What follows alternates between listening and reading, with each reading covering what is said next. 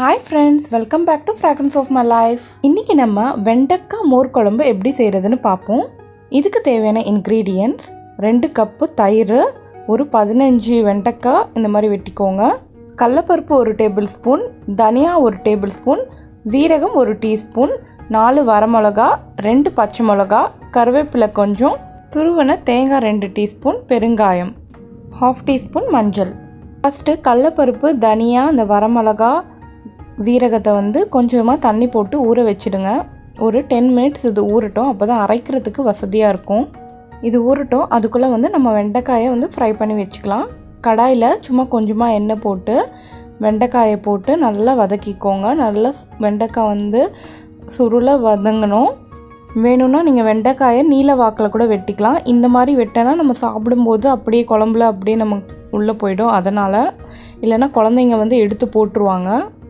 இப்போ நம்ம ஊற வச்சது ரெடி ஆகிடுச்சு.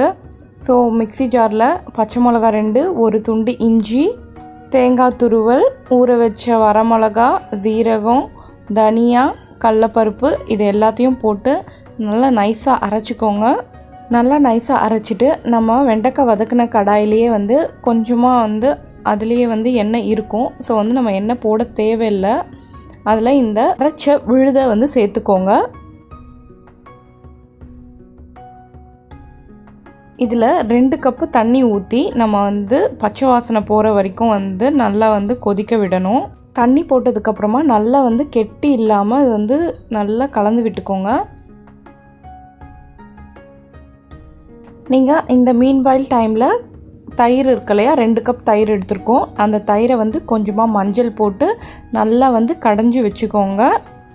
குழம்பு கொதிக்கிறதுக்கு ஒரு 5 மினிட்ஸ் ஆகும். அந்த கொதிக்கும்போது நம்ம மஞ்சள் போட்டு கடைஞ்சி வச்சுருக்க தயிரை இதில் ஊற்றிடலாம்.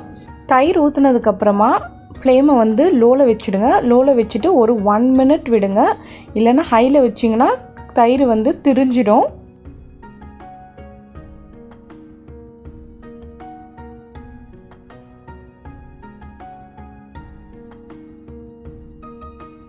அப்புறமா நம்ம வதக்கி வச்சுருக்க வெண்டைக்காயை இதில் போட்டுடலாம். வெண்டைக்காயை போட்டுட்டு ஒரு 2 மினிட்ஸ் இது அப்படியே ஃப்ளேமில் இருக்கட்டும். அப்போ தான் அந்த வெண்டைக்காயோட ஃப்ளேவர் இந்த குழம்புல இறங்கும். ஒரு 2 மினிட்ஸ்க்கு அப்புறமா நம்ம தட்கா ரெடி பண்ணிடலாம். தட்கா மீன்ஸ் தாளிக்கிறது.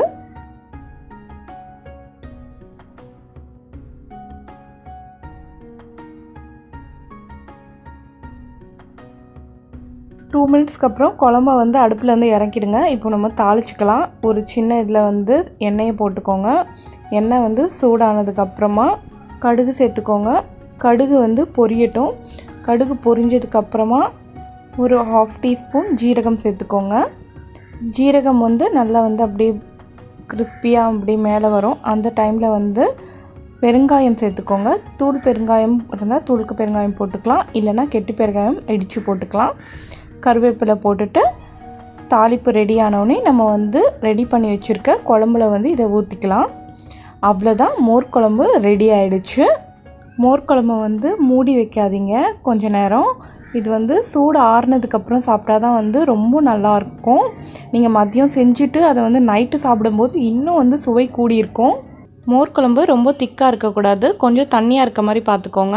உங்கள் வீட்லேயும் செஞ்சு பார்த்துட்டு மறக்காமல் எப்படி இருக்குன்னு சொல்லுங்கள். நம்ம சேனலில் வர அப்கமிங் வீடியோஸ் பார்க்குறதுக்கு சேனலை சப்ஸ்கிரைப் பண்ணுங்கள். தேங்க்யூ.